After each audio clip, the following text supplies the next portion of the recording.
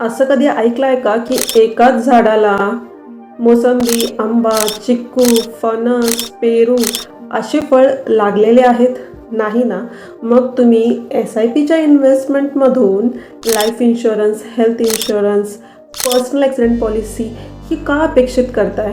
तर रिसेंटलीच आमच्या एका क्लायंटने आम्हाला एक रील पाठवली आणि त्या रीलमध्ये असं होतं की तुम्ही 5,000 रुपयाची इन्व्हेस्टमेंट करा, SIP करा आणि त्याच्यामध्ये तुम्हाला फुल लाईफलाँग कवर आहे, लाईफ इन्शुरन्स पॉलिसी आहे, टर्म इन्शुरन्स असणार आहे, पर्सनल ॲक्सिडेंट आहे. तर या सगळ्या गोष्टी कशा पॉसिबल आहेत SIPमध्ये? मित्रांनो, लक्षात ठेवा, सेबीच्या गाईडलाईननुसार SIPला कोणत्याही प्रकारचा इन्शुरन्स नसतो.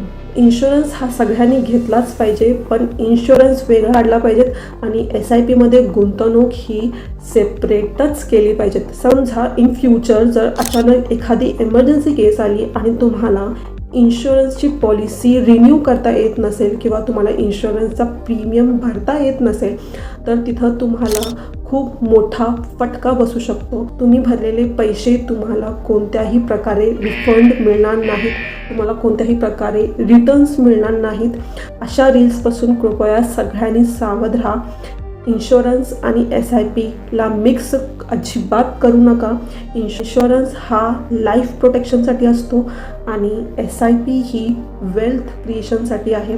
दोघांना नेहमी सेपरेट ठेवा. हा रील जास्तीत जास्त लोकांना पाठवा, जेणेकरून आपण त्या लोकांना अवेअर करू शकतो आणि फसवणुकीपासून वाचवू शकतो. अशा प्रकारचा रील तुम्हीही जर बघत असाल तर नक्की सावध राहा. अधिक माहितीसाठी आमच्या टीमला नक्की कनेक्ट करा. थँक्यू.